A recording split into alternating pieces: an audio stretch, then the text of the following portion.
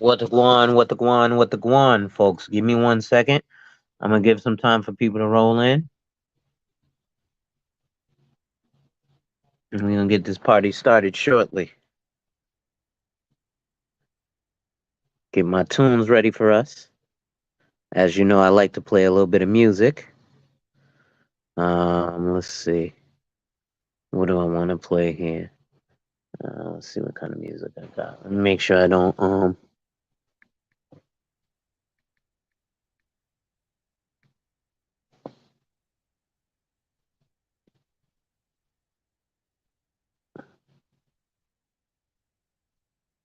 get the right song.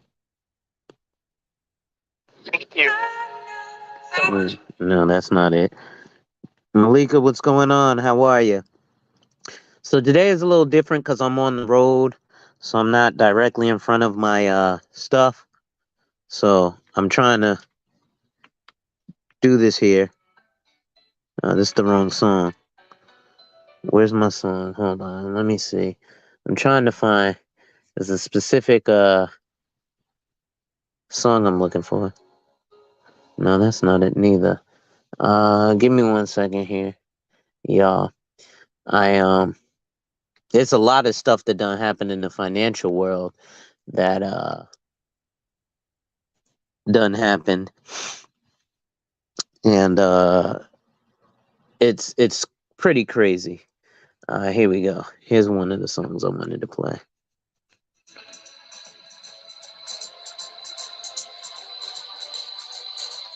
This is not it. What the heck? Is it?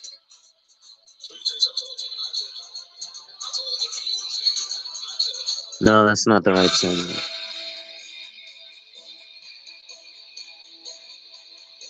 Well, I don't know where the song is, so I can't find it. So let's do something similar.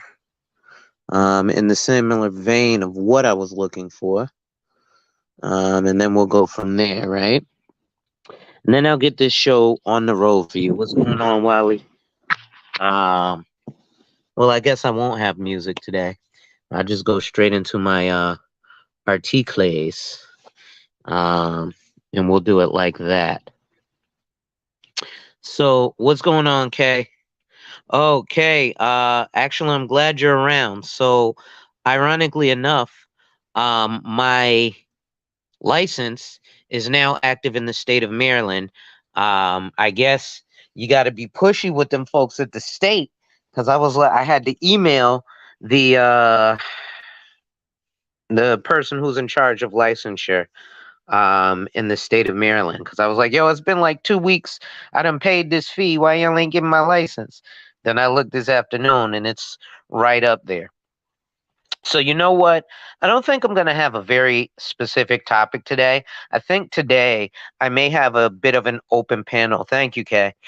I think today I may have a bit of an open panel and discuss a few different things that have gone on in the financial world. Give me 1 second. Let me put the link in the chat.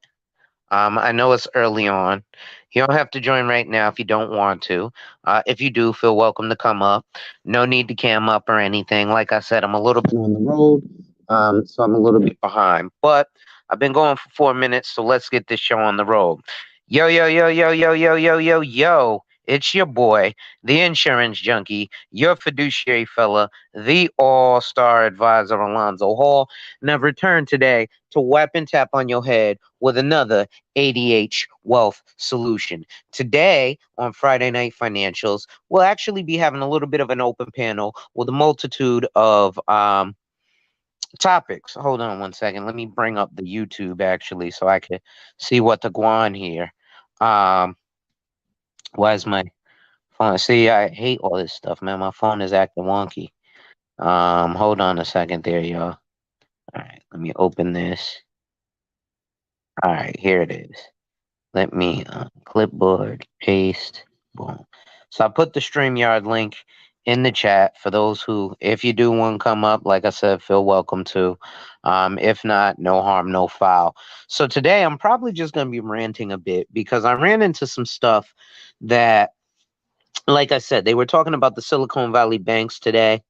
Orlando dropped a video on it.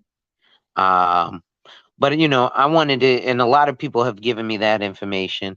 You know, it's really difficult, right? Because something like this, yeah, people can be like, "Hi, I told you so," but really, you couldn't forecast this because even the ginormous companies were down for this stuff, especially with a lot of things like crypto.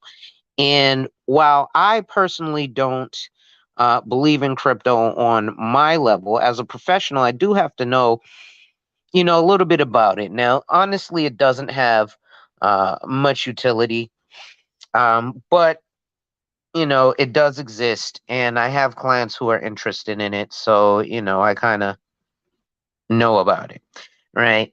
Um, that's kind of one of those things there. But actually, I do have something that I want to read to you guys really quickly, and it's how a financial review can help your personal finances. So, again, ladies and gentlemen, before I go in, make sure you hit that like, drop a comment, subscribe, and hit that notification bell so you're made aware every time I release new content. And as always, share, share, share.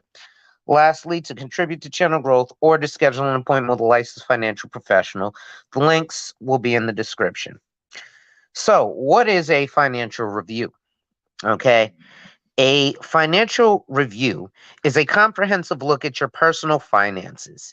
It doesn't include just your income and expenses, but also your assets, retirement savings, debts, home equity, and other important financial information. It helps you to better understand where you currently stand financially. As a part of the process, you review your current savings goals, retirement timeline, and other important targets to figure out whether you're on track to reach your goals. A financial review also gives you the opportunity to discuss revisions to your plans, such as changing your target retirement date or increasing savings for a child's college tuition. What personal financial statements do I need for a financial review? What's going on? I'm listening. How are you? So you can prepare for a financial review by gathering the personal financial statements and other information you would need when you meet with your financial professional. This includes statements for various investments and assets, especially assets that aren't managed by your financial professional. I'm doing well. I'm listening. Thank you for asking. Other documents to bring include copies of life insurance policies, estate planning documents, annuity and business contracts, and statements for your financial accounts. With this information, your financial professional can help you review your finances to create a strategy to help meet your goals, along with steps to help you to stay on track over time. It also helps you to see what's going on in the spot. It also helps you to see what needs to change to meet your goals and what can stay the same. Let me see if I can add some music to this. I don't know if you can do that from your phone. There's a lot of stuff you can't do from your phone, I guess, versus what you can do with your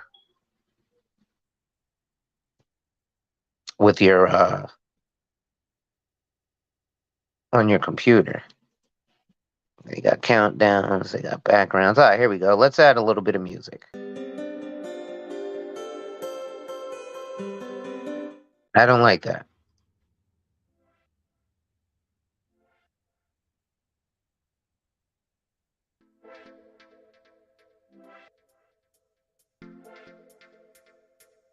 That's taking too long to play. All right, I'm picky, right? All right, cool. So we got some music going in the background. So, financial review checklist. So, here's a quick checklist of the information you need to gather prior to meeting with your financial professional. Assets and debts.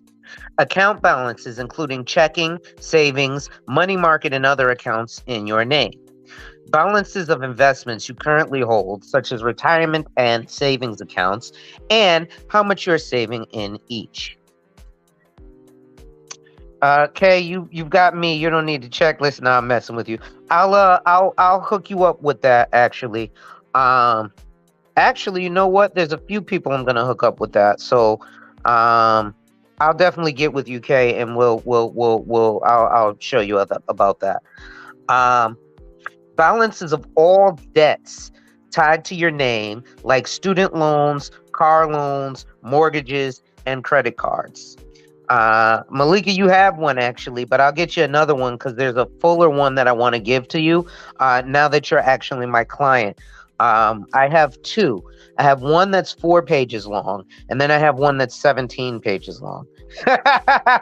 Kay asked first. Hey, y'all got to fight over me. Fight to the death. No, I'm just kidding. So then let's look at expenses and income. So you want to take a look at your average monthly household expenses, your average monthly household income. Now, be sure to count everything that pays you money, right? So sometimes I'll talk to people and I'll ask them, about their assets and liabilities. And, they'll say, oh, no, I don't have anything else. And that's when I say, well, do you have a gun collection? Do you own RC cars? Do you have sports memorabilia? Do you have any crypto? Do you have a collection of Fabergé eggs? Or anything that can be liquidated that is worth value, it can be considered an asset. You also want to bring to that appointment any upcoming large purchases and other expenses that you would soon need to address. You've been working late this week. Okay. Yeah, I haven't seen you in the chats, Malika. I was getting worried. Next thing you want to do is you want to set your goals. Now, this is actually something that is very important to make sure that you mention to your financial professional. Why? Hold on real quick. Let me take these headphones out of my ear. This is one of the things that's very important that you mention to your financial professional. Why? Because at the end of the day, they are going to help you to reach those goals, or they can help you set up a plan to reach those goals. So, why is a financial review important? Well, as you manage a monthly budget, contribute to savings plans, and work toward financial milestones, it's helpful to assess your progress every now and then and adjust as needed. Mr. He said, what's going on, sir? So, that's where a financial review becomes important. A financial review is an opportunity to take a complete look at your personal finances, evaluate your success in reaching various goals, and see if any changes need to be made. This review process is also important because life events and changing priorities and goals can affect your financial strategy. So I'll give you an example there. And actually, this is something that I need to speak to especially in the mating and dating space. One of the major things that I tell a lot of the gentlemen in this space is because I have that's funny. I had to adjust my 401k and portfolio today. I would probably, I'm not going to talk about 401ks bad. They're definitely something good to have.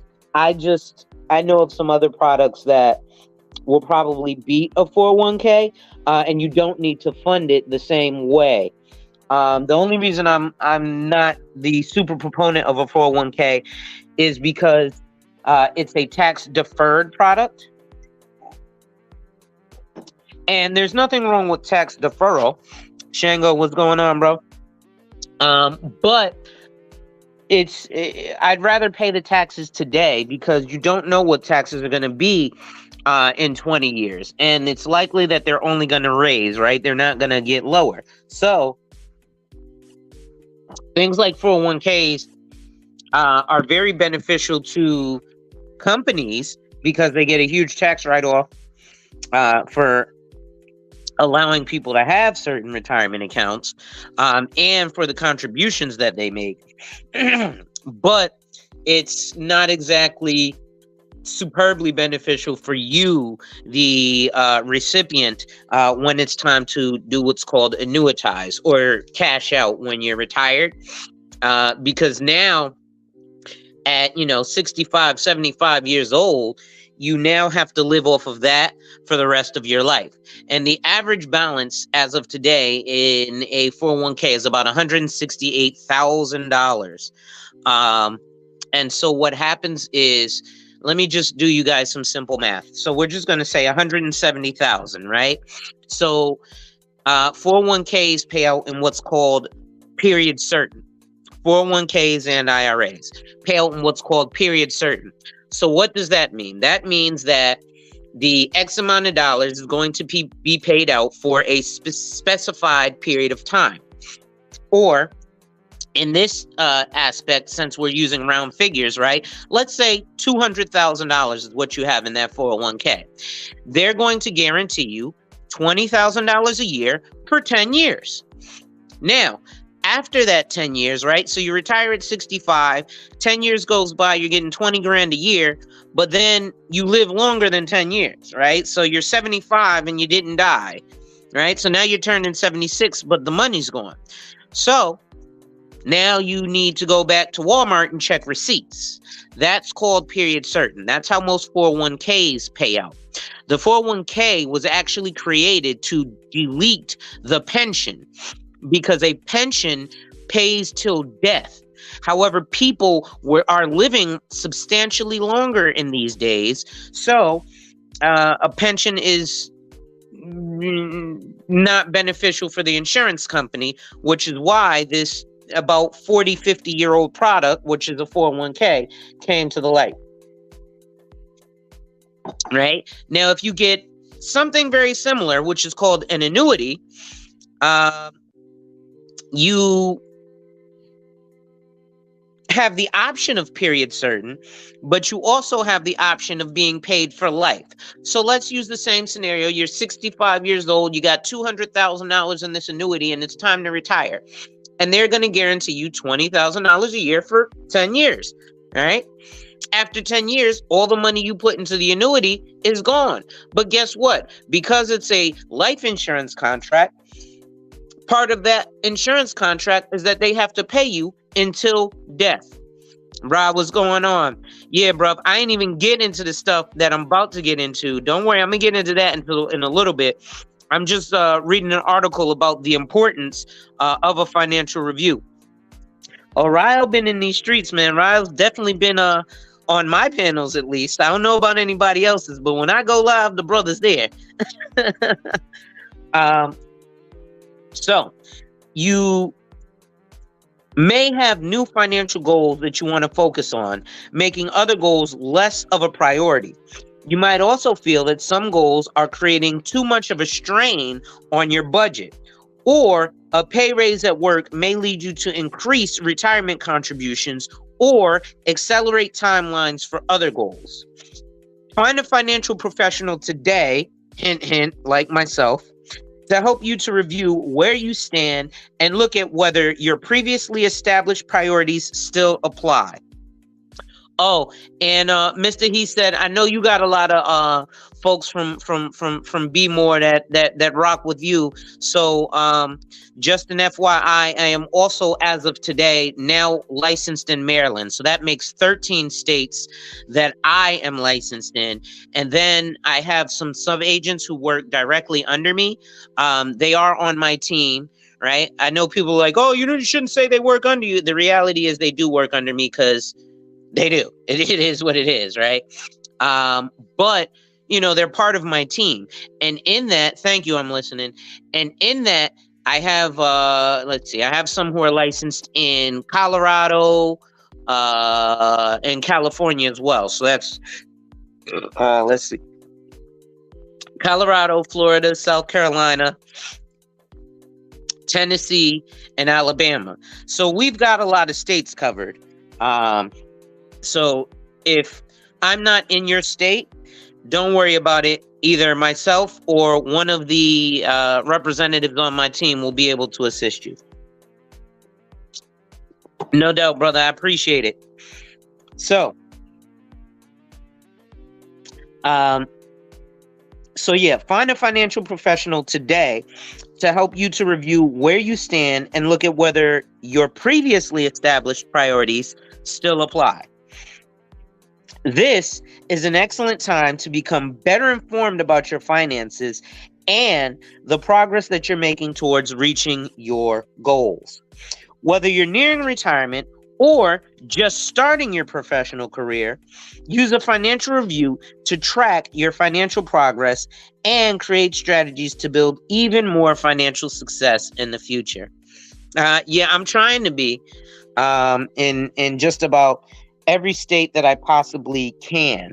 I want to actually, while I'm at it, read you guys another article from my my insights page. So this is basically a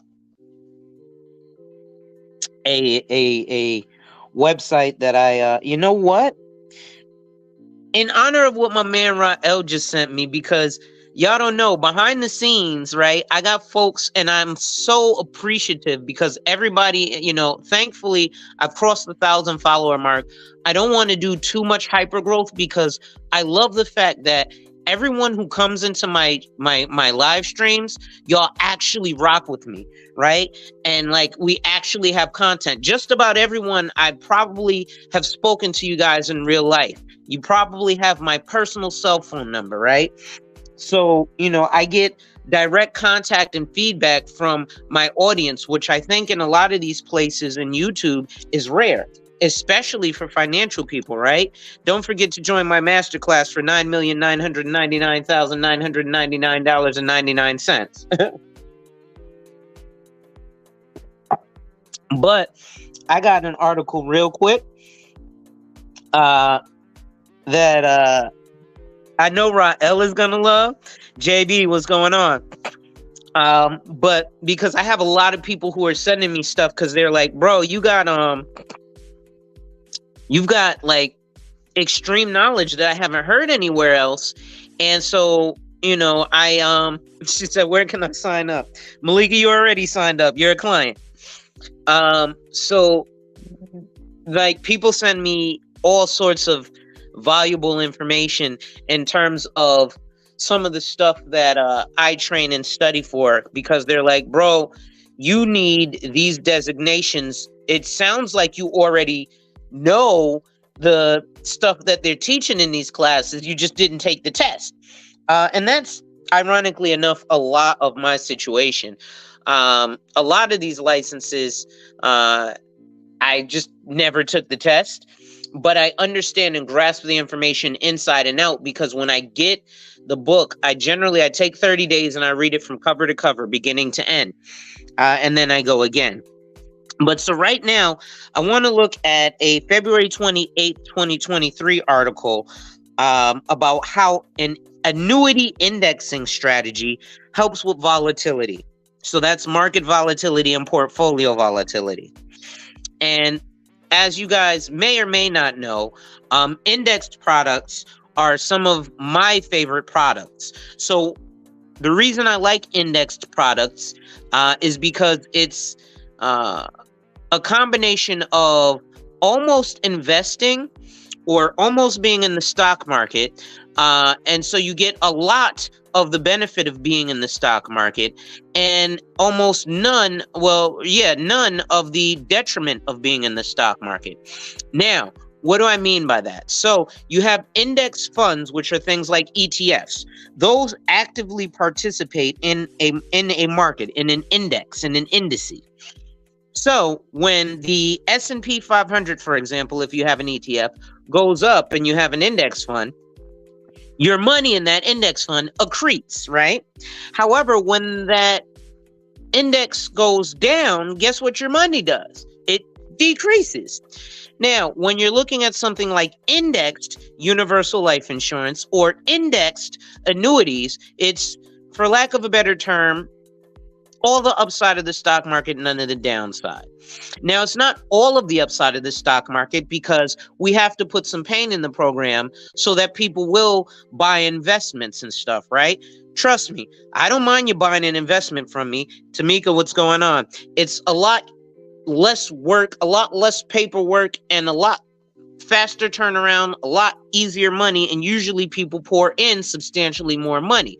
You're going to see a video that I released. I didn't release it. I recorded it and then uploaded it to YouTube and never made it public, but I'll do that after this live, where I was with a young gentleman, or not a young gentleman. I did a, what do they call it? A remix where there's a guy by the name of Tom Hegner. And he was explaining about for the detriment of 401ks and how a life insurance policy is likely more beneficial. If you're going to get the company match, put in as much as the company matches and not a cent more, and put the rest into a cash value life policy. Well, a person decided to comment and was like, well, he didn't even speak about Roth IRAs, da da da da. And I was like, well, slow down, buddy. The reason he didn't speak about Roths is because life insurance can beat the Roth. He was like, well, yeah, but it's tax advantage, da da da da. And then he's like, and it really sounds like this guy, as a life insurance agent, is just is pushing a product because his income depends on selling of that product. And I was like, well, for your information, because most people don't know this, because when we're talking about building up, if I were to build a house for you and start with the roof, that'd be a shitty ass house. You wouldn't want to live in that house. You'd be like, you didn't dig a hole in the ground, pour concrete, and have a foundation for my house to stand on. So the reason a lot of true financial advisors start with life insurance is because that's us digging a hole in the ground, pouring concrete, and putting concrete so we can have a foundation for your financial house to sit upon. Otherwise, when you're like, I'm going to go in the stock market, I'm going to go options trade, I'm going to go Forex, you're not actually doing any of that stuff, and you're building your house in quicksand. It's going to fall apart, right? So we start with the foundation, which is life insurance. Then we go to the investments, right? It's actually, we call it CSI, coverage, savings, investment. So you need to get your coverage. So again, then you set up your savings, and then you go into investments. Right? But this guy was like, well, it sounds like he makes a living off of pushing that product. And again, a lot of agents are starting with insurance, so they do push that product. But for most people's information, yes, you can clip it. When someone has a license to sell life insurance, that legally means that they have a license to sell IRAs as well. Right? So I can sell you an IRA, a 457, a 403, a TSP. Like there's a bunch of different products that my life insurance license allows me to sell you, other than just a life insurance policy, right? But again, we got to dig a hole in the ground, pour concrete so that your house can sit on a foundation, right? It sounds nice to say, I'm options trading. I ain't got a lick of life insurance. So then the guy was arguing with me. He goes, well, yeah, but what gets the bigger commission? I bet life insurance. So I said, well, no, actually, and let's just do some math.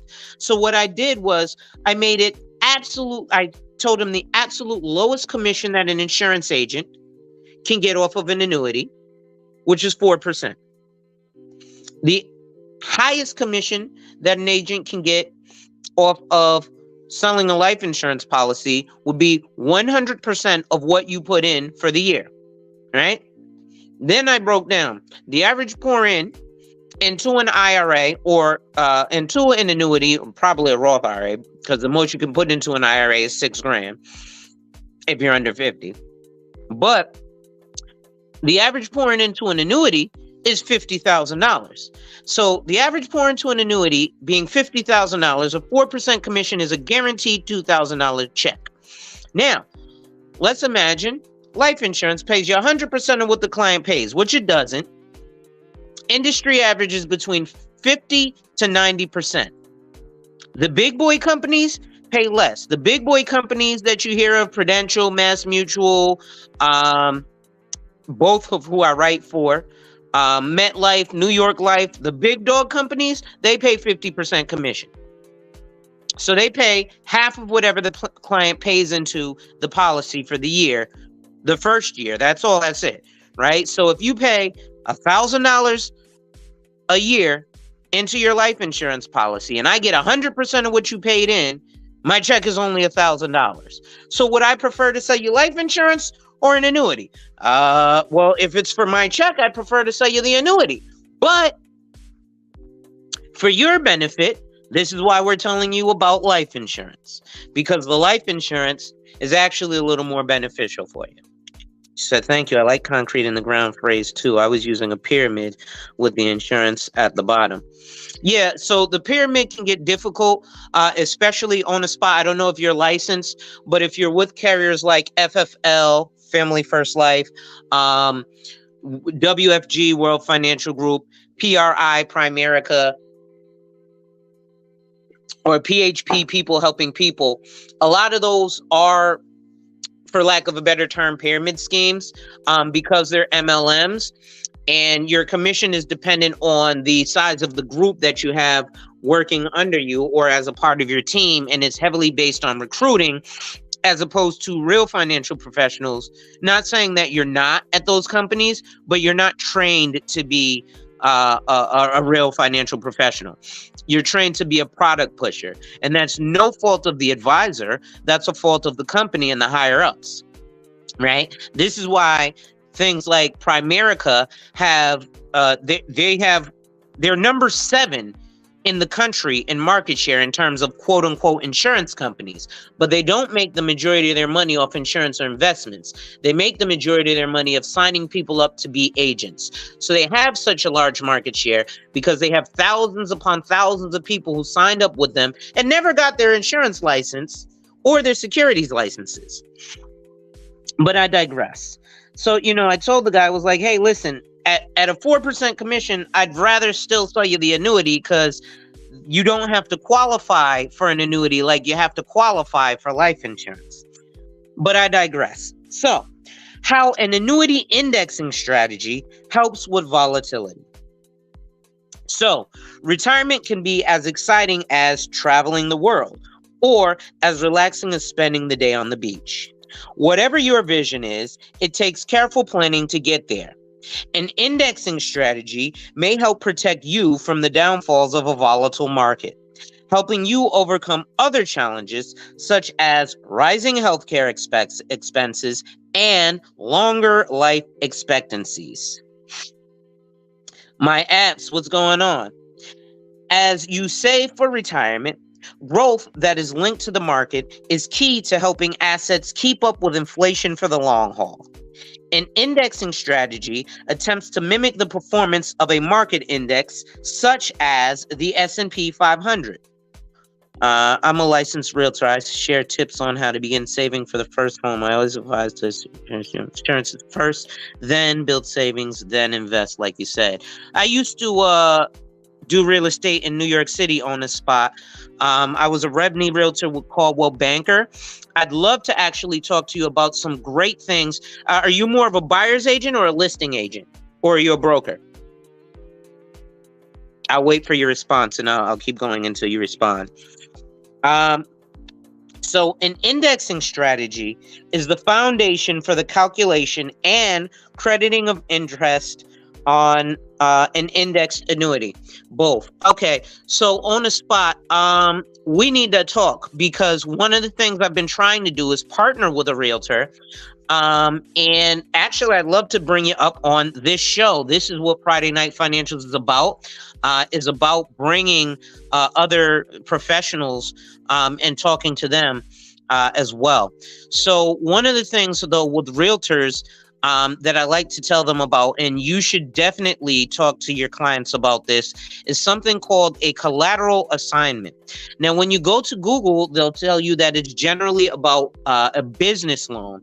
But I have a client who's actually doing this now with a policy he had. So you can actually qualify for a mortgage in part by using your life insurance policy. It's called a collateral assignment. The way it works is you need to have a cash value life insurance policy that's been in force for at least 2 years, that you got in the got for the purpose other than qualifying for a mortgage.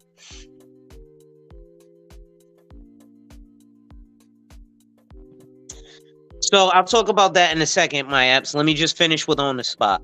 So what happens is they assign the portion of the death benefit that, let's say you get $1 million policy and you're approved for a $250,000 loan, or you're looking at a $250,000 house. So you take your life insurance policy, you say, hey, I've had this life insurance policy for at least 2 years. No, it doesn't have a $250,000 worth of cash in it, but the mortgage bank knows that, hey, if this client dies, we definitely gonna get our $250,000. And if this client lives and defaults on the loan, because they've made us the assignee, so you're not making them the beneficiary, you're making them the assignee, which means that they're only eligible for a portion of the death benefit that would pay off your loan should you die, or they're due whatever cash value you've accumulated in the policy should you default on the loan. So the idea is, okay, you've had the policy for at least 2 years, so it's not likely that you're going to cancel it, because you didn't just get the policy today to make your net worth $1 million, because you know life insurance adds to your net worth. So you didn't just say, hey, I want to be a millionaire so I can go qualify for a mortgage. Hey, Lonzo, let me buy $1 million life insurance policy. Boom, I got $1 million life insurance policy. Cool, my net worth is now $1 million more than it was yesterday. I'm going to go to the bank. Hey, bank, I want to qualify for a mortgage. Well, they're not going to give you a mortgage based on your $1 million net worth because the policy is too new. But if it was in force for at least 2 years, yeah, you can definitely do that. So it's a collateral assignment. Does this work for investments or rental properties? Yes, and yes. It works for, so the deal my apps, what I would tell all my clients in real estate is buy 4 doors before you get yours. But let's go back to this last question. So what is the key to avoiding exposure from these banks going down? The Dow lost 149 points today, and people were happy. The market closed. Indexed annuities over how long? So the indexed annuity is a retirement account, right? So the indexed annuity is really something you shouldn't touch until you're 59 and a half, right?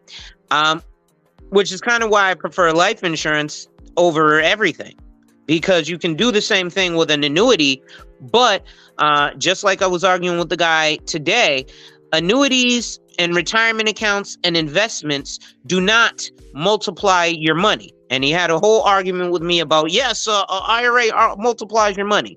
So I had to break it down in kid math. So I'll break it down like this. Insurance, life insurance, multiplies your money. The other products do not. What do I mean? Well, an investment, a retirement account, 401k, IRA, annuity, whatever it may be. An investment account does not multiply your money. If you put $50,000 into an investment account or a retirement account and then drop dead tomorrow, your beneficiaries are only going to get what's in that account, $50,000, minus any fees, because if it's an investment, generally it has to be liquidated. And if it's a retirement account, then depending on the age of the beneficiary, you might have to pay what's called RMDs, required minimum distributions. And if you're under a certain age, 59 and a half retirement age, you may have to pay taxes on that inheritance, especially if they're from stocks. You have to pay taxes on that inheritance. Now, if you have a life insurance policy, and let's say you put $1 down because you went to Globe Life, and then they approve your $100,000 policy, and then the next day you drop dead, guess what your family gets? $100,000. That's called multiplying your money, because it multiplied that $1 initially that you paid 100,000 times. Right? That's money multiplication. So an annuity is something that you're going to want to leave until retirement. But the best way to answer your question, my apps, is actually for me to continue this article because it's talking about indexed annuities or annuity indexing and avoiding market volatility. So, as you save for retirement, growth that is linked to the market is key to helping assets keep up with inflation for the long haul.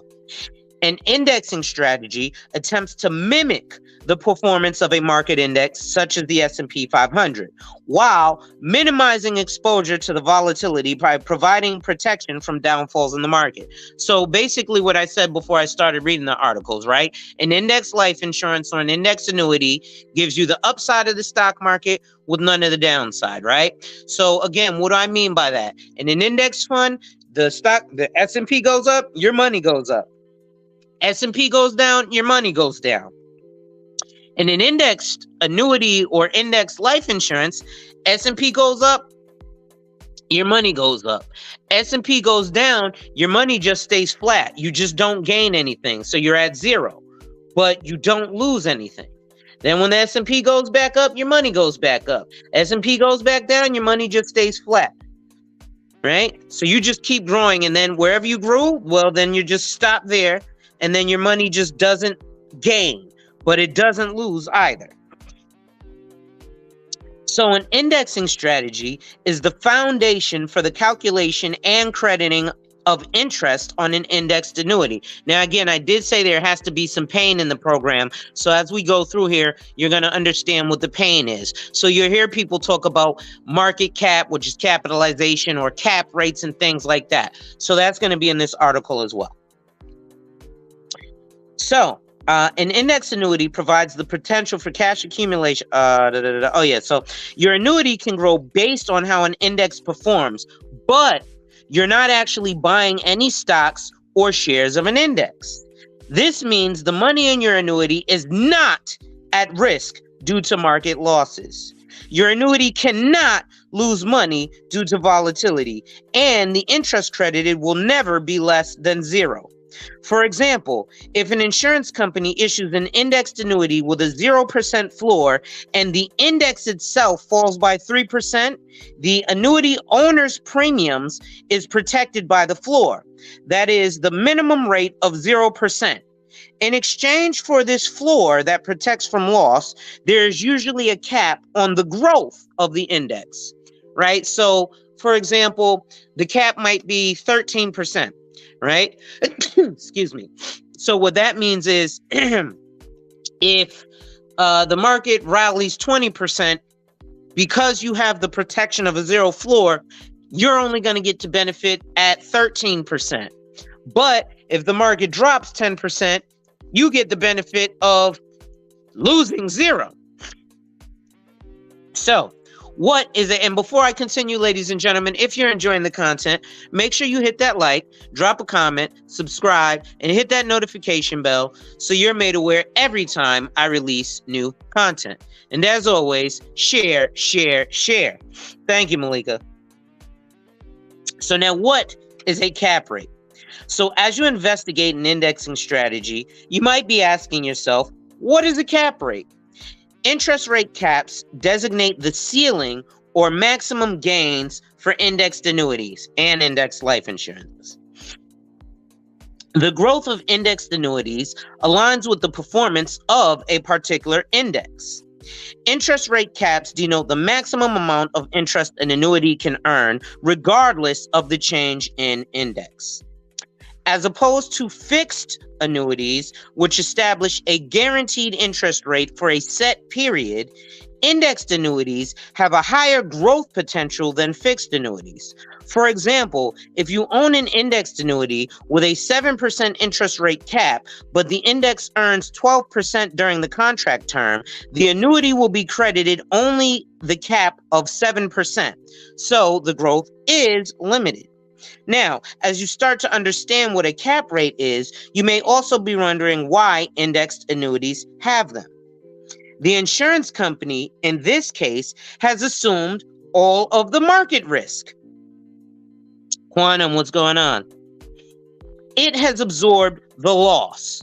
Without limiting earnings on indexed annuities, the insurance company couldn't afford to keep these products on the market. So you think a cap will hurt your earnings? Well, let's look at a hypothetical example based on the actual performance of the S&P 500 index from January 2001 to December 2022 to see the effects of a cap and a floor. I never learned any of this in school. So much useful info. You know what? Hold on. Let me put my cash app and all that stuff across. Right? We are in a capitalistic society, right? If you feel so inclined, feel welcome. It's not a necessity. I like to drop this information. I'd much rather, instead of you cash apping me, I'd much rather you book a session, sit down with me, and become a client. So there are several ups and downs in the S&P during this time, which provides a realistic example of how an indexing strategy works during a volatile period, with many ups and downs in the market.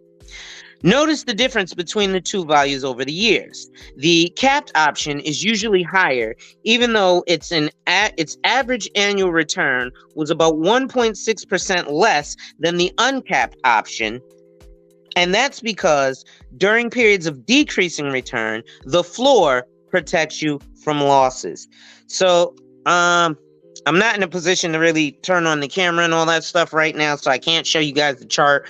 I may, on my community tab, post this article so you guys can take a look at it. It's definitely some valuable information. But so, basically, one line that goes all the way up to 27%, over up to the $2.5 million mark, says the accumulation with interest based on S&P 500 performances at 1.74 million, average annual return was 6.63%. Whereas the accumulation, right, so that's the index products. Mr. Mitchell, what's going on, sir? My goal in life is to begin invading schools and teaching financial lessons. That's definitely a key there, right? And then on the spot, we got to talk about 1031s and 1035s, and there's a whole bunch of stuff in this that I'll make you a rock star if you're not already one in real estate. Are you with a big name brokerage or a boutique brokerage? You don't have to say the name if you don't want to. And thank you, Malika. What if you need this money for retirement? So the difference becomes more pronounced when you take money out of the account. If high negative returns occur in the beginning years of your retirement, as happened in our example, there can be a lasting negative effect and reduce the amount of income you can withdraw over your lifetime. This is called sequence of returns risk. Using an indexing strategy that provides a floor and cap can help protect against sequence of returns risk. Look at our hypothetical example again, this time with an annual withdrawal of $47,000 starting at age 68. Despite having a lower average annual return, the capped option lasts 6 years longer than the uncapped option. So now, plan for your retirement. So one of the things that we talk about, especially in the Black community, is generational wealth. And while real estate is a very important aspect of generational wealth, especially in Black America, we generally leave generational poverty. Unfortunately, due to a recent spike of young individuals buying homes, it brought down the supposed average age of a home buyer. But a few years back, the average age of a first-time home buyer was 52, locking themselves into a 30-year commitment, which is a mortgage. Ironically enough, in the first 7 to 10 years of a mortgage, people refinance or sell. Why do they refinance? To get a lower monthly payment. So let's see. Let's say at 52, you're paying this bill till 62. Then at 62, you restart the loan. So now you're saying, well, this 30-year commitment, I'm going to be paying until I'm 92. Oh, yeah, but in a couple of years, you're also retiring, so you don't have the ability to earn more income. Okay. Now, again, when we're talking about building that financial foundation, just like if we're building a house, you got to dig a hole in the ground and pour the concrete so that the house has something to sit on top of, right? Now, the idea is, even with an annuity or any kind of a retirement account, you can use that towards the purchase of a home, but you can't use the entirety of it. You can only use a maximum of $10,000 out of a 401k, IRA, or annuity towards the purchase of a house, which is why I say use life insurance and a collateral assignment,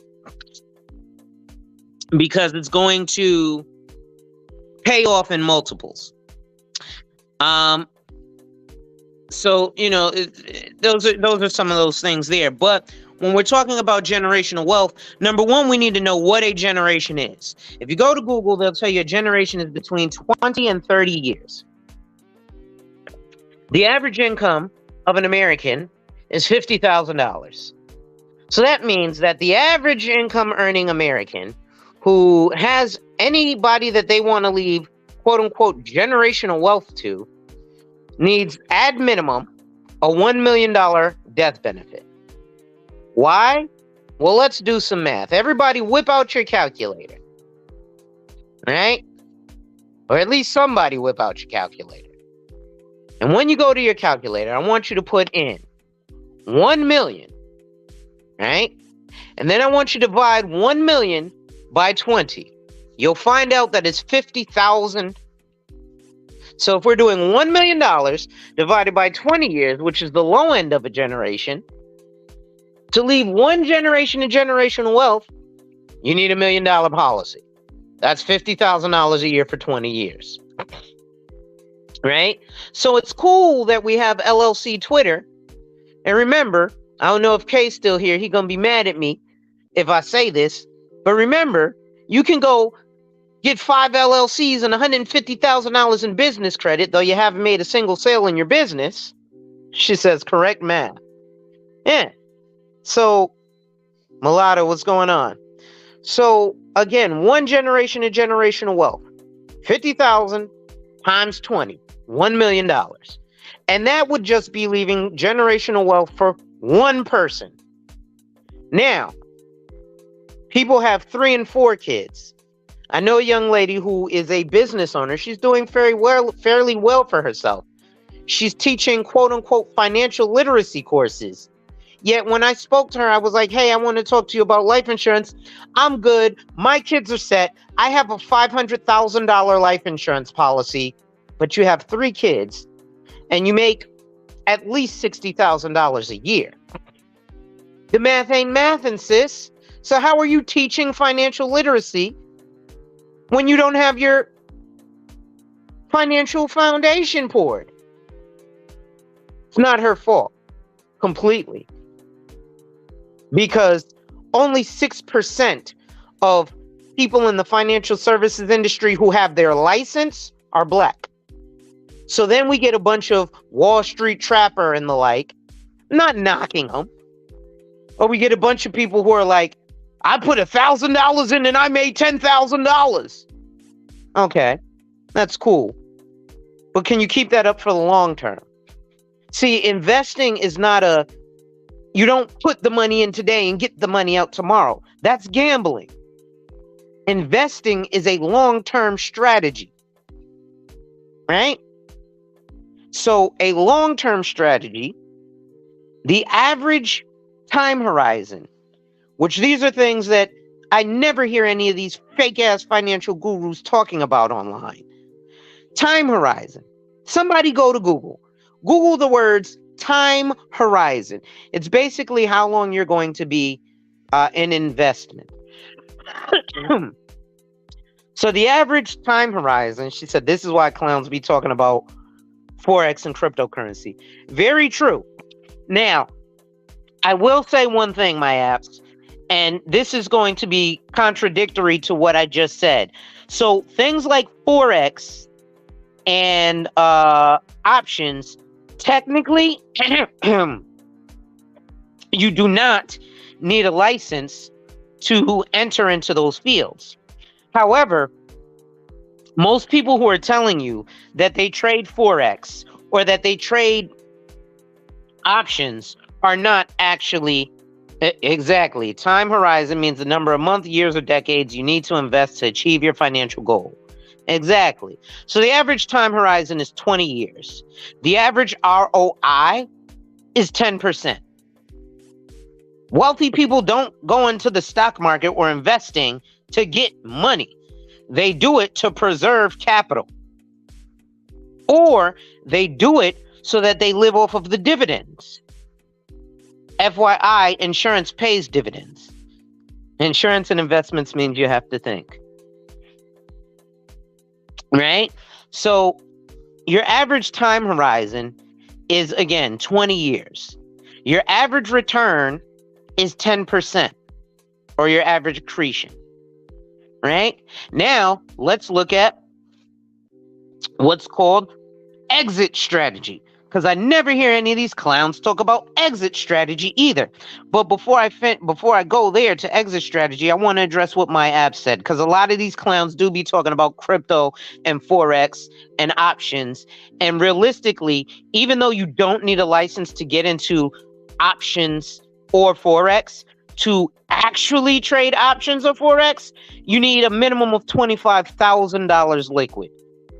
So when I hear people say, oh, I put $1,000 in, I put $10,000 in, well, you're not actually trading on the open market. You're trading on a platform where you're paying a broker a commission. Even if you don't see it, because trust me, investment advisory firms are very good at not showing you that, then you're not actually, you're just, you're paying a brokerage to deal with your money, right? I know a bunch of people who think they're trading, but they're not. And thank you, Malika, for the support. So, that's one of the things. So now let's look at something also that I never hear any of these people say. He said that 25K is real, otherwise you plan. Exactly. Plus, you don't get any of the benefits, right? Your capital gains tax is different from an accredited investor. Somebody go to Google and see what an accredited investor is, right? In fact, hold on. Let me see if I can go to Google, and I'll put this in the chat myself. What is an accredited investor? Let's see.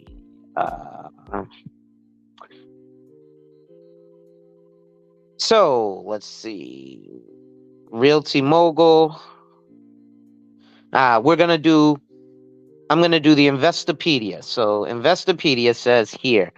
Oh no, I want to actually go to their page and see what they're saying about. So it says the SEC defines an accredited investor as either an individual with a gross income exceeding $200,000 in each of the 2 most recent years, or joint income with a spouse or partner exceeding $300 for those years, and reasonable expectation of the same level of income in the current year, as well as if you don't have that, then you need a minimum net worth of $1 million, excluding residential real estate. So it can't be real estate that you own that's worth $1 million. And when they say real estate, that doesn't mean that it's real estate with a mortgage. That means owned free and clear. So if you have a house that's on the market for $1 million, but you're paying mortgage, you can't use that to qualify as an accredited investor. Another way to be an accredited investor is to be a licensed financial professional. Who'd have thunk it? Right? Now, of the other two, she says, right, equity only. Exactly. So now, in terms of the accredited investor test, I pass one of the three. I don't make $200,000. Well, me and my wife don't make $300,000 a year combined. And I don't have a net worth of $1 million excluding owned real estate. So I would not be an accredited investor. except for I have the licensure. So then the next thing that I never hear, well, I never hear these people talk about accredited investors actually. But then the next thing that I never hear is, besides exit strategy, right, or time horizon, is risk tolerance. So again, you see where my app said that 25K is real? That's your risk tolerance, right? So what they're telling you is that you need to have 25K liquid that you can just lose like that and not be harmed by it, which is why people don't need to be talking about quote unquote investing until they get their coverage and their savings right. Right? Like, for example, with On the Spot, she's a realtor with a big brokerage. I'm sure that brokerage told her, on the spot, don't spin your wheels. If someone comes to you and they want to buy a house and they do your intake, please do us a favor and don't take them out until you find proof of funds. Proof of funds is one of two ways. So when I used to work in real estate in New York City, depending on who I was working with, I would validate proof of funds in one of two ways. So way number one, if it's a regular person, I'd say, hey, Mr. Mrs. Client, I need proof of funds. So I need you to produce or send me the pre-approval letter that you got from the mortgage bank. Right? Now, if you don't have a pre-approval, no problem, but I'm not taking you to a house. I'll take you to my mortgage loan originator so that when I take you shopping for a house, you can be in the realm of something that you can afford. And once I learned about that 25K, it made me unable to watch a lot of content. Yeah, bruh. Says the best thing I heard about investing is that investing is not for poor people. That hit me hard. It's not. So that again is also why I have a love-hate relationship, because the only reason investing is not for quote unquote poor people is because of the risk tolerance, right?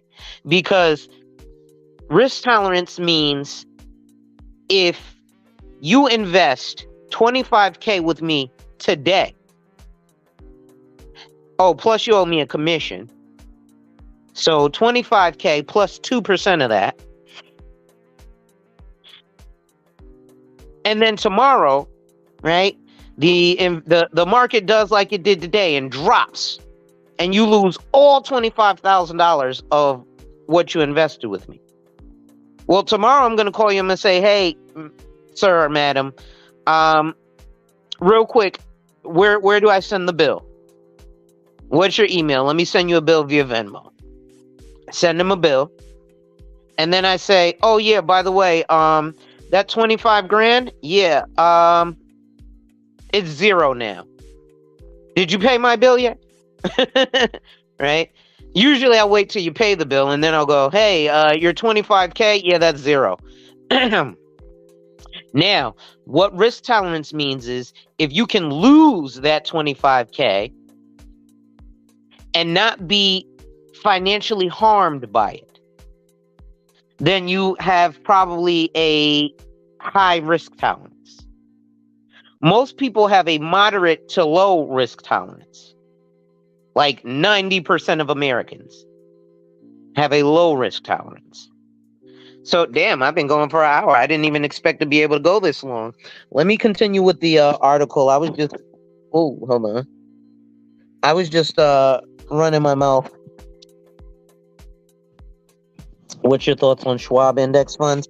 Again, I'm reading about indexed annuities and the benefit of a fixed index product versus a variable index product. So, Mulatto, you probably weren't here earlier, so I'll continue with the reading, and it will probably answer your question.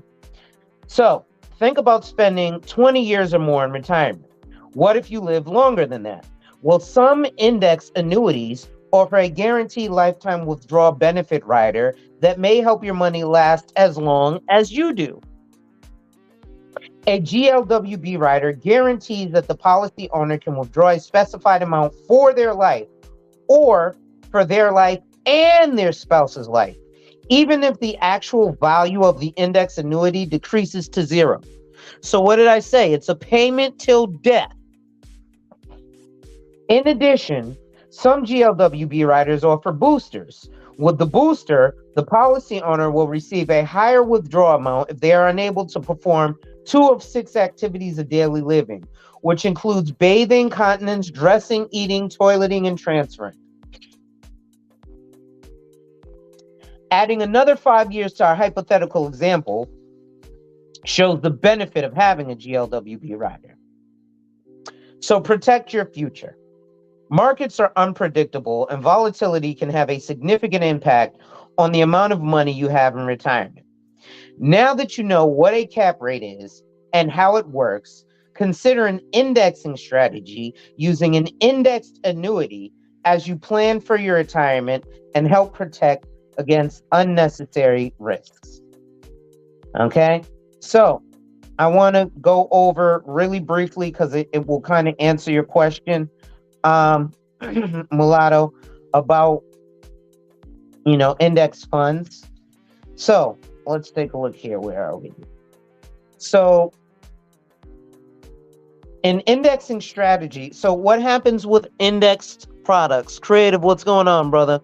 So when you're looking at index funds, right? Regardless of where you're putting them, if they're Vanguard, if they're E-Trade, which is Morgan Stanley, if they're TD Ameritrade, which is also Schwab now, they bought them in 2019. They'll be rolling out so they'll be changing all your TD Ameritrade accounts to Schwab accounts by October of this year. Just an FYI. But if you're not investing a minimum of $10,000, it's actually $25,000, but at least $10,000, you're not investing. Now, companies like, Vanguard and Fidelity and all of it, they have an account you can start with $3,500. They have an account you can start with $0. But to actually start activating the interest, etc., you have to be at a minimum balance for a certain period of time. And they're only giving you simple interest, whereas insurance and annuities give you compound interest. So what's the difference? Simple interest. If you have $1,000 in an account and you earn 10% APY, annual percentage yield, you're going to gain $100 on that $1,000. Now, year 2, you have $1,100 in your account. Based on simple interest, you're only going to earn 10% on that $1,000. So the following year, you'll get another $100 accredited to your account. However, with compound interest, first year you got $1,000, you gain 10%, you got that $1,100. Next year, you got $1,100, you gain 10%, you're going to gain $110 off of that because you're going to earn the 10%. So your account is at $1,210. So then the following year, right, with the simple interest, now you got $1,200, but now year 3, you got $1,300 because you earned the $100. Year 3 on the annuity, right? Now you're earning interest off of $1,210. So now you're gonna earn what? $120.10, right? So it's just it's sick like that, right?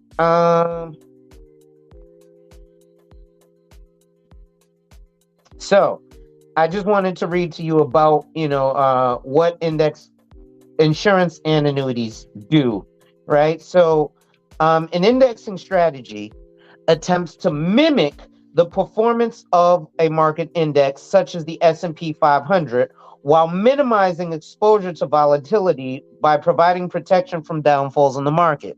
So what that means, Mulatto, is while your index funds with Fidelity or Schwab, when they go up, you're happy. Now, the cool part is you get 100% participation. So if the market rallies 20 points or 20%, you get that 20% accretion.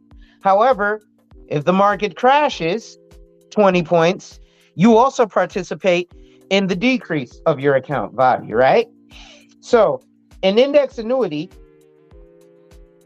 provides the potential for cash accumulation with an interest rate that is also linked in part to the performance of one or more equity indexes without exposure to loss from potential downfalls in the market. So your annuity can grow based on how an index performs, but you're not actually buying any stocks or shares of an index. This means that the money in your annuity or your index universal life insurance is not at risk due to market losses.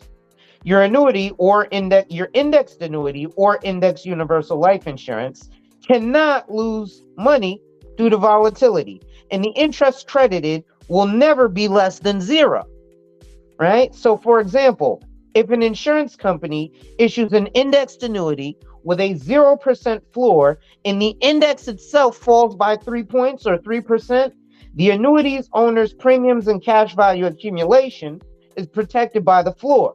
That's the minimum rate of 0%.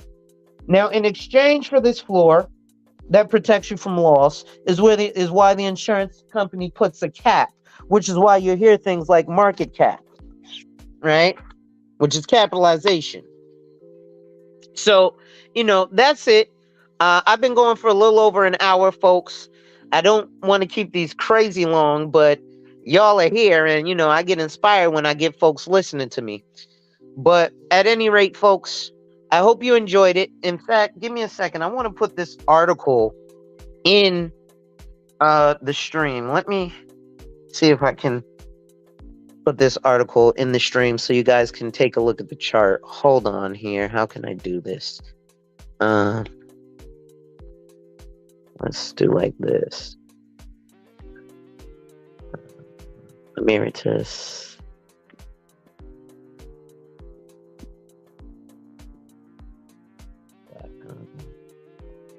I'm going to go to the website and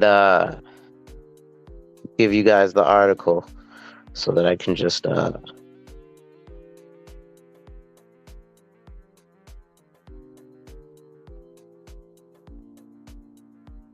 yeah, I'll just do it like that. I'll give you guys the article and then we can go from there, right? I think that's probably the best way to do it. So how do I share this? Copy. Send that as copy to the clipboard. Let's see if I can post it in the comments. No doubt, Mulatto. That's what I like to do. I like to teach you guys. Right? So, ladies and gentlemen, if you're enjoying the content, make sure you hit that like, drop a comment, subscribe, and hit that notification bell so you're made aware every time I release new content. And as always, share, share, share. Lastly, to contribute to channel growth or schedule an appointment with a licensed financial professional, the links are currently in the chat. They'll be in the description once the video ends. I thought I programmed it to automatically do it. I don't know what happened. It didn't automatically do it. Technology, right? But, these are some of the things. In fact, hold on. I'm going to put the link in the chat really quick. If anybody wants to come up, say a couple things, ask a question or two, feel welcome. But other than that, I'm getting ready to shut down. I'm a little sleepy, if you will. So feel welcome. You don't have to come on camera. If you've got a question, you just want to say something, you want to tell me I'm full of crap, whatever, now's your chance. Feel welcome to come up. And we'll go from there. But before I end that, I might give you guys one more brief article because I am looking at it here. And I think it's kind of interesting. And since ain't nobody leaving, I might as well rock out, right? Let me click back here and get to my other article. Well, who is this? Oh, someone just slid into the server. Let's see. So, financial review. And where is it? I just lost my article. We'll take a look at one more of my wealth insights.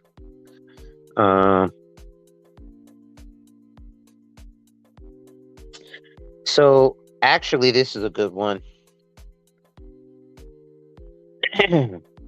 So this is an article from December 31st. And I think this one is important as well because, firstly, something that I want to speak about, because also a lot of these financial folks online, we'll talk about LLC Twitter, don't do certain things like talk about estate, right? We talk, generational wealth. Well, part of generational wealth is building your financial foundation, your financial house. And part of that is actually building an estate plan. So it says what to know about planning an estate and why it's important. So I'll do this article and then I'll go ahead and end the live. But I think it's important. I'll probably start doing this a little more often, coming live and reading these important articles to you guys. Thank you guys for definitely showing up and rocking with me. I know, financial talk can get a little boring, especially when I'm not telling you, oh yeah, man, you can just do this and you'll get $1 million real easy, because it don't work that way, right? And so I don't know, it's just fairly odd in that manner. So you spent your life building equity in your home, making your car payments, and creating a profitable stock portfolio. But do you have a plan detailing what happens to all those assets after you die?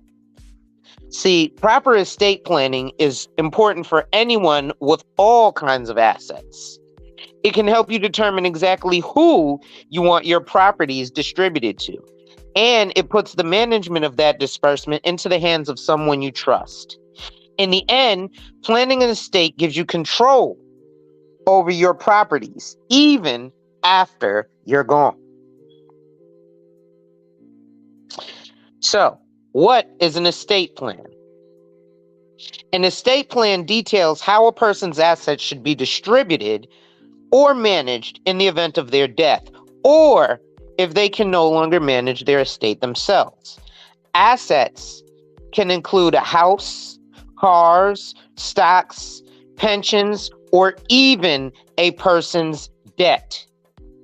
Planning an estate after you're gone can help you avoid paying estate taxes, while at the same time giving you control over what happens to your assets. I'll give you an example. I know somebody in Brooklyn who has a brownstone. And they also have 3 children. Now, they wanted the responsible child, who happens to be their youngest child, to inherit their house. But 2 things they didn't have: life insurance, nor an estate plan, like a will.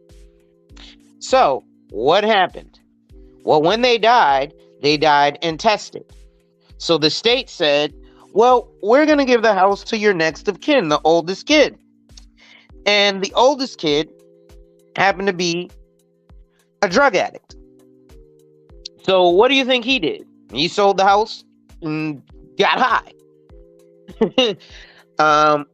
So that's one of the reasons that's important to get an estate plan.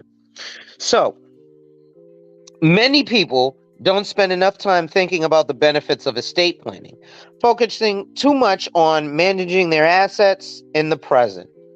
Proper estate planning helps you to prevent conflict. See, lots of people don't realize that their estate could be the source of an intense struggle between their children after they die. This can lead to years of turmoil or permanently damaging relationships. Designing an estate plan that equitably divides your estate between each of your children can help prevent conflict and ensure that each of your children feels valued and respected by you after you're gone. It protects your assets. When you die, your estate could be the target of creditors, seizure, and other forms of loss. Proper estate planning helps you to avoid taxes and protect your assets and your beneficiaries when they eventually gain control of them from lawsuits by putting your estate in someone else's name after you die. It helps you maintain control. When you write an estate plan, you get to decide who receives which assets and, maybe more importantly, who's in control of them.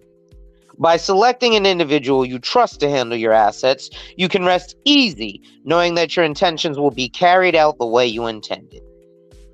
What is an estate trust and what are the different types? An estate trust is one of the main vehicles for transferring ownership of your assets to one or several beneficiaries. The main individuals involved are the grantor, beneficiary, and trustee. The grantor is the one who creates the trust and transfers property into it. The beneficiary is the one who benefits from the trust, and the trustee is the one responsible for administering the trust.